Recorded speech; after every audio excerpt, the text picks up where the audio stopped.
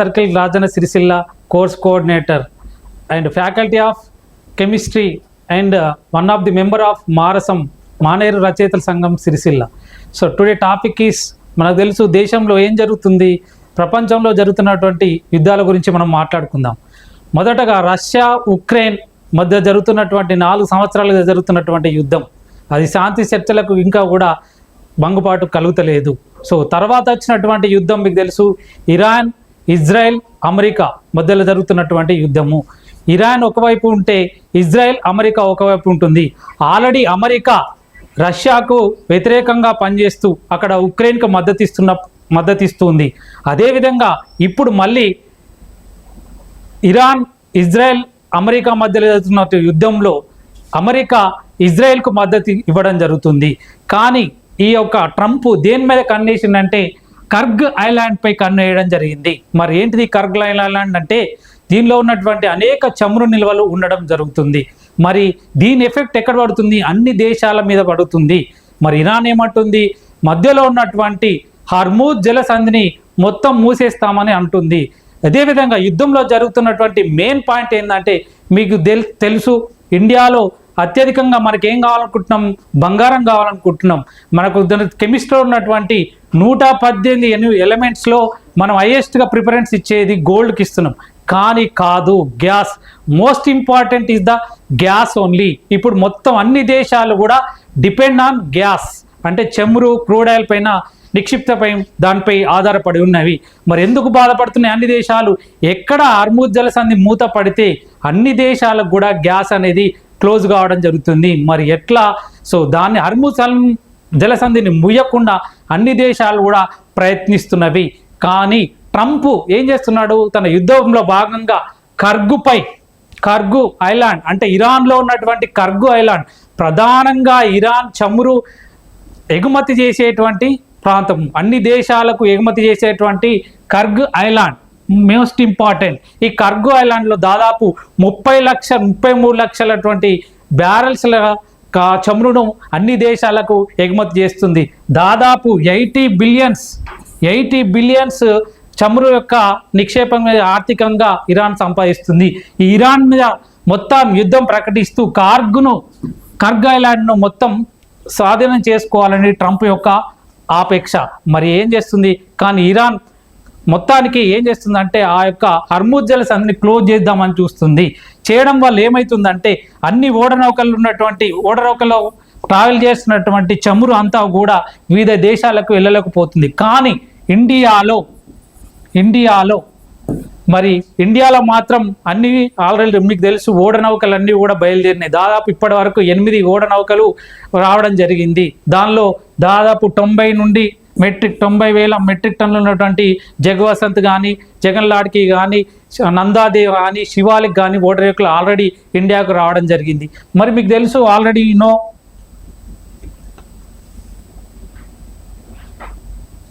యుద్ధ కేంద్రాలుగా గ్యాస్ క్షేత్రాలు మీకు తెలుసు ఆల్రెడీ ఏమంటుంది ఇక్కడ.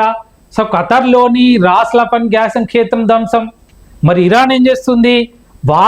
ఇరాన్ కూడా మిగతా దేశాలు పక్కకున్నటువంటి ఓమాన్ దేశాలకు సంబంధించినటువంటి ఖతర్లోని రాస్ లఫన్ గ్యాస్ క్షేత్రం పైన కూడా యుద్ధం ప్రకటిస్తుంది. అదేవిధంగా యుఏలోని పుజారా క్షేత్రం పైన కూడా, ఆ చమురు క్షేత్రం పైన కూడా ఫైటింగ్ చేస్తుంది. అంటే దేశాలు అన్నీ కూడా దేని మీద డిపెండ్ అవుతున్నాయి? బంగారం, ప్లాటినం మీద కాకుండా గ్యాస్ మీద ప్రధాన కేంద్రం. ఇప్పటి వరకు చదువుకున్న వాళ్ళు, చదువుకోని వాళ్ళు అందరూ కూడా మరి గ్యాస్ ఎక్కంచెలు వస్తుంది, ఎల్పిజి కానీ, పెట్రోల్ కానీ, డీజిల్ కానీ ఇవంచెలు ఎక్కంచెలు దిగుమతి చేసుకున్నామంటే మిగతా దేశాల నుండి దిగుమతి చేస్తున్నాం. ఇరాన్ దాదాపు 20% మిగతా దేశాలకు చమురును ట్రాన్స్పోర్ట్ చేస్తుంది, ఎగుమతి చేస్తుంది. మరి మన దేశం కూడా ఇరాన్ నుండి కూడా మనం చమురుని దిగుమతి చేసుకోవడం జరుగుతుంది. మరి ఎట్లా? మరి ఇప్పటికే 8 నౌకలు మనకు ఆల్రెడీ బయలుదేరినాయి, చేస్తున్నాం. మరి దీనిలో మెయిన్గా ఏంటిదంటే ఎల్పిజి.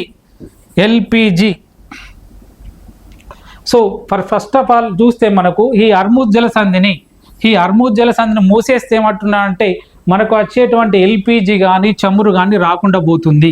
సో ఇండియాకు రాకుండా పోతుంది. మరి ఎలా అంటే అన్ని నౌకలు కూడా దాదాపు ఆల్రెడీ బయలుదేరినాయి. సో ఇక్కడ మెయిన్ ఇంపార్టెంట్ ఏంటంటే ఎల్పిజి నౌకలు రావడం జరిగింది. సో ఎల్పిజి అంటే ఏంటిది మనకు తెలుసు, ఆల్రెడీ మనం కెమిస్ట్రీలో చదువుకున్నాం. LPG liquefied petroleum gas, LPG. దీనిలో ప్రధానంగా ఉండేటి ఏంటి అంటే C4H10 and next one C3H8. So C4H10 is the butane and next one C3H8 is the propane. So C4H10 is the like 65% LPG cylinder గ్యాస్లో ఉంటుంది. ఇప్పుడు ఆల్రెడీ మీకు తెలుసు సిలిండర్ ధర 924 నుండి 984 రూపాయలు కావడం జరిగింది. సో మరి దీనిలో ఉండేటువంటి ప్రధాన కాంపోనెంట్స్ ఏంటంటే ఫస్ట్ కాంపోనెంట్స్ అంటే దట్ C4H10 C3H8. ఆల్రెడీ ఆస్పిరెంట్స్కి మీకు తెలుసు ఎస్ఏ పోలీస్ కానీ గ్రూప్ 1 కానీ గ్రూప్ 2 కానీ మీకు already the number of questions ఎల్పిజిలో ఉండేటువంటి కారకాలు చాలాసార్లు అడిగిండు. దానిలో మెయిన్ కాంపోనెంట్స్ ఏంటంటే C4H10 and next one is the C3H8. C4H10 is the butane. So butane and next one is the C3H8 is the propane.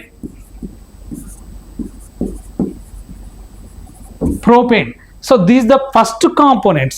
65% of butane is there in the LPG cylinder and next one is the 35% of propane is the cylinder is there. So and next one second components also there. You know already carbonic components, alkane, alkene, alkyne. Carbon మధ్య ఏకమంది ఉన్నప్పుడు alkane అంటాం. So double bond ఉంటే alkane అంటాం. So ఆల్కైన్ అంటే triple bond ఉంటాయి. So దీనిలో మళ్ళీ second components ఏంటంటే C3H6 and next C4H8. మీకు తెలుసు already C3H6 is the propylene and next one C4 is the butylene. Those are the secondary components is the LPG cylinder. So మీకు already తెలుసు LPG leak అయినప్పుడు మనకు ఒక smell అనేది ఓడర్ లాంటి గ్యాస్ అంటే వాసన స్మెల్ వస్తూ ఉంటుంది. That is the ethyl mercaptan. Ethyl mercaptan. This is the most component. మీరు ఆల్రెడీ మీరు చదువుకున్నప్పుడు చూస్తూ ఉంటారు సిలిండర్లో ఉన్నప్పుడు మన ఇంట్లో మామూలుగా రెగ్యులేటర్ ఆన్ ఆఫ్ చేస్తున్నప్పుడు ఒక స్మెల్ లాంటిది వస్తుంది. మరి ఎల్పిజి లీక్ అయినప్పుడు కూడా ఒక ఓడర్ అనే గ్యాస్ వస్తుంది. That is the compound of ethyl మెర్కాప్టన్. Ethyl మెర్కాప్టన్. మరి ఎల్పిజి వాడుతున్నామా? సో ఇప్పుడు ఆల్రెడీ యుద్ధ ప్రభావంలో ఉన్నటువంటి అన్ని ప్రభావాలు చమురు గ్యాస్ మీద డిపెండ్ అయిన అన్ని దేశాలు కూడా. సో అన్ని దేశాలు ఇప్పుడు ఆల్రెడీ రష్యా నుండి మనం కూడా చమురు దిగుమతి చేసుకుంటున్నాం. ఆల్రెడీ రష్యా ఓడర్ ఏమన్నా చైనాకు పంపితే చైనా నుండి మళ్ళీ మనకే ఇండియాకు రావడం జరిగింది. కానీ మీకు ఆల్రెడీ తెలుసు అంతకుముందు ఉన్నటువంటి 1973కు మనకు అంటే ఈ చమురులలో క్రూడ్ ఆయిల్ నిల్వలు ఎక్కడ నిల్వించుకోలే కాదు. 2004లో వాజ్పేయి గారు కేంద్ర ప్రభుత్వంలో వాజ్పేయి గారు ఉన్నప్పుడు తాను ఒక PSR and petroleum strategic reserve అనేది తీసుకురావడం జరిగింది. SPR స్ట్రాటజిక్ పెట్రోలియం రిజర్వ్ తీసుకోవడం జరిగింది. అంటే మన భూమిలో ఉన్నటువంటి రాతి గుహల లోపల ఉన్నటువంటి ఆ రాతి గుహలను కూలగొట్టి మళ్ళీ మనం అంటే కృత్రిమ రాతి గృహాలు నిర్వహించి దానిలో క్రూడ్ ఆయిల్ కానీ చమురు కానీ లిక్విఫికేషన్ చేసుకోవడం జరుగుతుంది. మన దేశంలో ఇప్పుడు 5.33 మెట్రిక్ టన్నులటువంటి గ్యాస్ చమురు నిల్వ ఉండడం జరిగింది. ఇవి ప్రధానంగా ఆంధ్రప్రదేశ్లో ఉన్నటువంటి విశాఖపట్నం కావచ్చు, కర్ణాటకలో ఉన్నటువంటి మంగళూరు కావచ్చు, తర్వాత పడూరు కావచ్చు. కర్ణాటకలో ఉంటే పడూరులో కానీ ఆల్రెడీ phase 1లో దాదాపు 5.33 చమురు నిల్వలు మన దేశంలో ఉన్నవి. మెయిన్గా 90 రోజులు నిల్వ ఉండేటువంటి చమురు నిల్వలు భారతదేశంలో కావాలి. కానీ తర్వాత మోడీ గారు వచ్చిన తర్వాత ISPRL అంటే ఇండియన్ స్ట్రాటజిక్ పెట్రోలియం రిజర్వ్ లిమిటెడ్లో దాన్ని 11.83 మెట్రిక్ టన్నుల చమురు నిల్వలు ఉంచేందుకు దానికి phase 2 కూడా ఒడిశాలో కూడా తీసుకురావడం జరిగింది. సో మన భారతదేశంలో మీకు తెలుసు ఇప్పుడు ఎల్పిజి కొరత మాకు చాలా ఉంది సిలిండర్స్ కానీ దాని ఎఫెక్ట్ చమురు గ్యాస్ అంటే ఈ క్రూడ్ ఆయిల్ ఎఫెక్ట్ మన రామగుండంలో ఉన్నటువంటి RFSCL అంటే రామగుండం ఫెర్టిలైజ్ కెమికల్ లిమిటెడ్ మీద కూడా పడుతుంది. అక్కడ ఏం జరుగుతుంది, అక్కడ మనకి యూరియా మీకు తెలుసు యూరియా అనేది మనకు మెయిన్ ఇంపార్టెంట్. ఆ యూరియా అనేది CO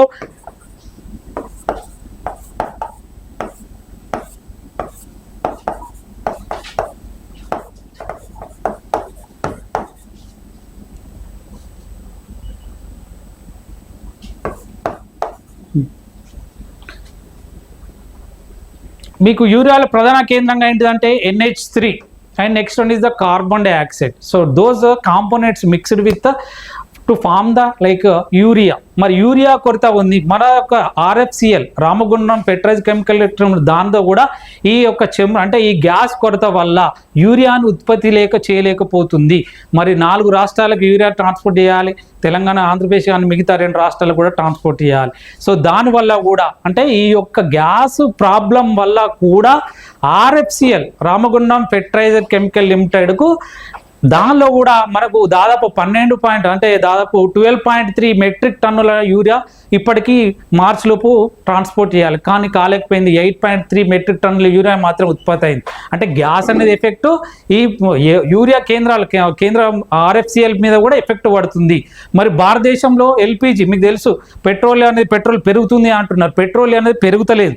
సో ఆల్రెడీ మోడీ గారు 2004 అంటే వాజ్పేయి 2004 ఉన్నప్పుడు వారు SPR స్ట్రాటజిక్ పెట్రోలియం రిజర్వ్ అనేది స్టార్ట్ చేసారు. తర్వాత మోడీ గారు ISPRL Indian strategic petroleum reserve limited దాన్ని తీసుకొని దాదాపు 11.83 MMT దాని బ్యారెల్స్గా చమురు అనేది నిక్షిప్తము ఆ రాతి గుహల్లో ఉంచడం జరిగింది. ఇప్పటికీ మనకు ఎటువంటి కొరత లేదు. దాదాపు 90 రోజులకు ముందే, అంటే 90 రోజుల కన్నా ముందు, అంటే 3 నెలలకు సరిపోయేటువంటి చమురు మన భారతదేశంలో ఉండడం జరుగుతుంది. మెయిన్గా విశాఖపట్నం అండ్ నెక్స్ట్ మంగళూరు, పడూరు ప్రాంతాల్లో ఉండడం జరుగుతుంది. సో ఈ LPG మీకు ఆల్రెడీ తెలుసు, LPG అంటే సిలిండర్. ఆ సిలిండర్లో ఉండే ప్రధాన కారణాలు ఆల్రెడీ చెప్పాను, C4H10 and butane and C3H8 is the propane. So those are the first components. And next one C3H6 propylene and C4H8 butylene. So ఇవి 2 కూడా సెకండ్ కాంపోనెంట్స్. ఎగ్జామ్లో గ్రూప్ 1లో మెయిన్గా అడిగేటువంటి పాయింట్ ఏంటిదంటే సెకండ్ కాంపోనెంట్స్. ఫస్ట్ కాంపోనెంట్స్ అందరికి తెలుసు, 65% of butane and next one 35% of propane. అవి తెలుసు ఆల్రెడీ, మీకు తెలుసు. అదే కాకుండా గ్రూప్ 1 లేదా UPSCలో క్వశ్చన్ అడిగేటువంటి విధానం ఏంటిది, second components. So those are the second components. This is the propane and next one is the propylene and next one is the butylene. You can observe the restaurants. One of the fridge doors is there. So back side of one of the sticker is there. Like one of the sticker C5H10. This is the cyclopentane. అంటే అది కూడా మనకు రిఫ్రిజిరేటర్ని కూల్గా ఉంచేటువంటి one of the gas components. అంటే main ఇండియాలో ఇండియాలో గోల్డ్ అనేది, ప్లాటినం అనేది ఇంపార్టెంట్ కాదు, గ్యాస్ ఇస్ ద ఇంపార్టెంట్. ఇప్పుడు ఆల్రెడీ శ్రీలంక కోరితే కూడా ఇండియా అనేది గ్యాస్ అనేది ఇవ్వడం జరుగుతుంది. అంటే ఒడిశాలోని పారదీప్ ల్యాండ్స్ నుండి శ్రీలంక ట్రాన్స్పోర్ట్ చేస్తున్నాం. ఎందుకు, ఆ గ్యాస్ ద్వారా ఏమొస్తుంది మనకు అంటే ఆ శ్రీలంకలో విద్యుత్ కొరత ఉంది మొత్తం. అంటే ఆ శ్రీలంక అధ్యక్షుడు మోడీ గారితో మాట్లాడిన తర్వాత మన భారతదేశము ఒడిశాలోని పారదీప్ ల్యాండ్స్ నుండి చమురు నిల్వలన్నిటిని కూడా శ్రీలంకకు పంపడం జరుగుతుంది. అంటే ఇది కాకుండా గ్యాసోలిన్ నిల్వలను కూడా, గ్యాసోలిన్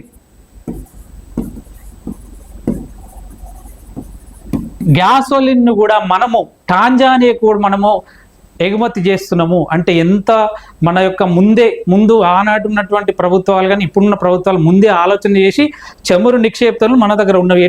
భారతదేశంలో ఎటువంటి కొరత లేదు. అదే మీదుగా పెట్రోల్ యొక్క రేటు తగ్గింది. ఎందుకు తగ్గింది, మనం పెరుగుతుంది తగ్గుతుంది అంటే చమురు నిల్వలు లేనప్పుడు పెట్రోల్ రేటు పెరుగుతుంది, చమురు నిల్వలు ఉన్నప్పుడు పెట్రోల్ రేట్ యొక్క తగ్గుతుంది.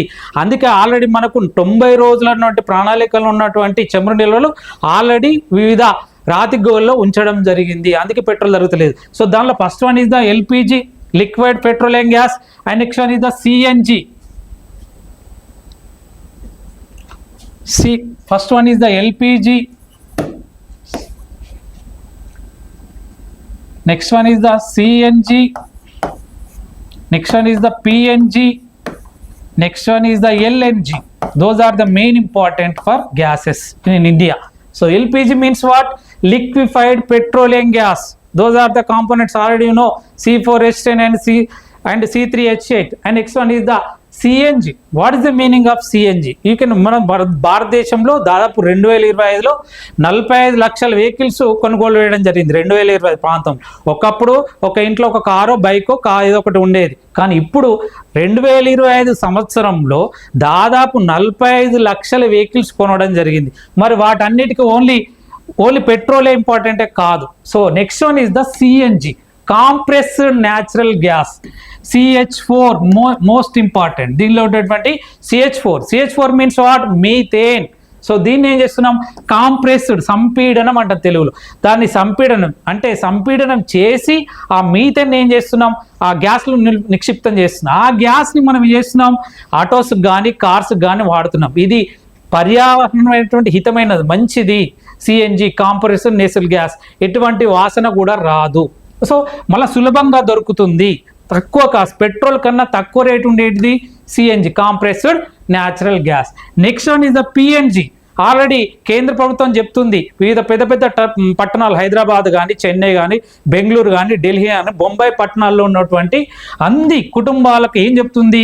మీరు ఎల్పిజి కనెక్షన్ ఉంటే ఇమ్మీడియట్లీ పిఎన్జికి మారమంటుంది. What is the meaning of PNG?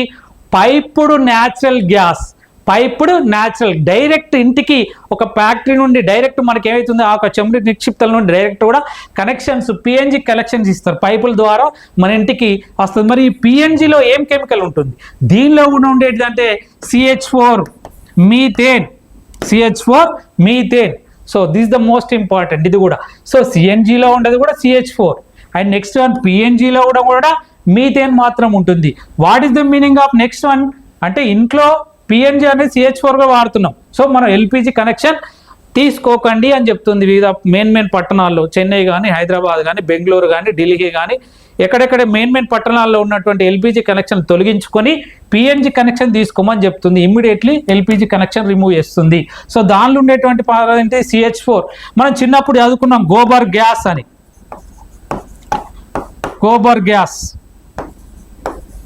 So gobar గ్యాస్లో main important ఏంటిది? CH4. అంటే ఆవులు కానీ, అంటే గేదెలు కానీ దాని పెండ తీసుకుపోయి చేసిన ఒక పేడను తీసుకుపోయి ఒక పెద్ద తొట్టులో వేసి దాన్ని కుళ్ళింపేసి దాని నుండి ఆ గ్యాస్ కలెక్షన్ నుండి CH4ని దేని చేస్తున్నాం? సిలిండర్ చేస్తున్నాం. This is the free of cost gas.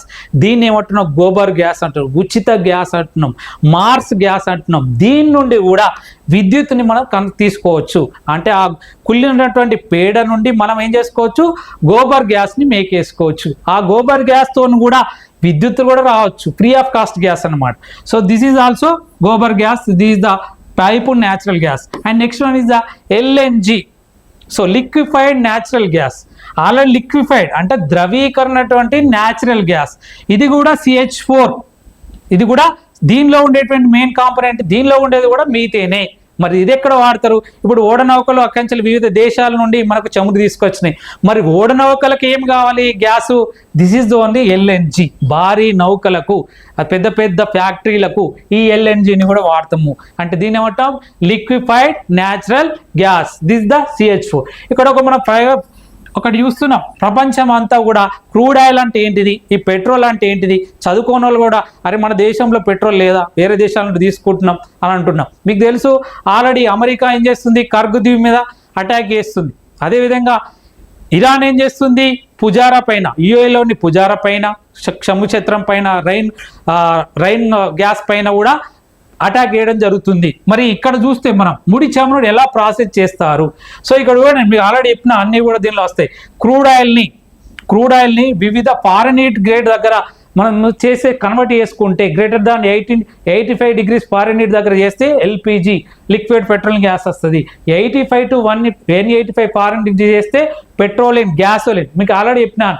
So gasoline one of the component petrol. ఆ గ్యాసోలిన్ కూడా మన ఇండియా టాంజానియాకి ఎగుమతి చేస్తుంది. ఓకేనా? Next naphtha, kerosene. చిన్నప్పుడు పల్లెటూళ్ళు అనుకునేది సో గాంచు నుండి తీసుకురాపోరా అన్నది. ఆ గాంచు నుండి ఏంటిది? Kerosene also important. కిరసనాయిల్ అనేది అది కూడా 350 to 450 degrees ఫారెన్హీట్ దగ్గర ఈ crude oil converted into kerosene jet ఫ్యూయల్గా మారుతుంది. మనం ఫ్యూయల్ విమానాలు ప్రపంచానికి వెళ్తూ ఉన్నాయి, మరి దానిలో ఉన్నటువంటి ఇంధనం ఏంటిది? Jet fuel. గ్రూప్ 1 గ్రూప్ 2లో అడుగుతాడు, ఎన్ని ఫారెన్హీట్ డిగ్రీస్ దగ్గర క్రూడ్ ఆయిల్ అనేది కిరోసిన్ జెట్ ఫ్యూయల్గా మారుతుంది? So most important question. మనకు తెలుసు నెంబర్ ఆఫ్ క్వశ్చన్స్ వస్తాయి. ఇంతకుముందు చెప్పిన ఎల్పిజి కంపల్సరీ క్వశ్చన్, C4H10 ఇది క్వశ్చన్, ప్రతి సంవత్సరం అడుగుతున్నటువంటి క్వశ్చన్. అదేవిధంగా 350 450 డిగ్రీస్ దగ్గర కిరోసిన్ జెట్ ఫ్యూయల్గా మారుతుంది. అదేవిధంగా 450 to 650 డిగ్రీస్ దగ్గర డీజిల్గా మారుతుంది. And next one 650 to 1050 foreign heavy oil మారుతుంది, రెసిడ్యూస్ ఫ్యూయల్గా ఆయిల్గా మారుతుంది. ఇంతకుముందు మనం చెప్పుకున్నాం RFCLలో యూరియా. సో యూరియా యొక్క కాంపోనెంట్ CO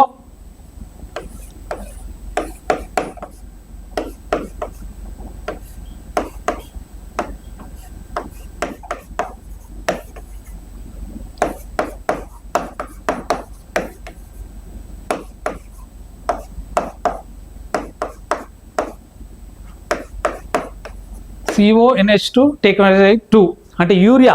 ఈ యూరియాలో ఉండే కాంపోనెంట్స్ కూడా చాలాసార్లు క్వశ్చన్ అడిగింది. దానిలో ఏం లేదు, NH3 ammonia and next one is the NH3 means ammonia plus carbon dioxide. ఆ రెండు కలిపి ఏంగా మారుతున్నాయి? యూరియా వాడుతున్నాయి. ఆ యూరియా పౌడర్గా మారడం జరుగుతుంది. So most important of this is the class. So అన్నీ కూడా మెయిన్ ఇంపార్టెంట్. భారతదేశానికి ఇప్పుడు ఇంపార్టెంట్ ఏంటిది? అన్ని దేశాలకు ప్లాటినం గోల్డ్ కాదు, main important only gas. So those are the very important questions. Thank you all.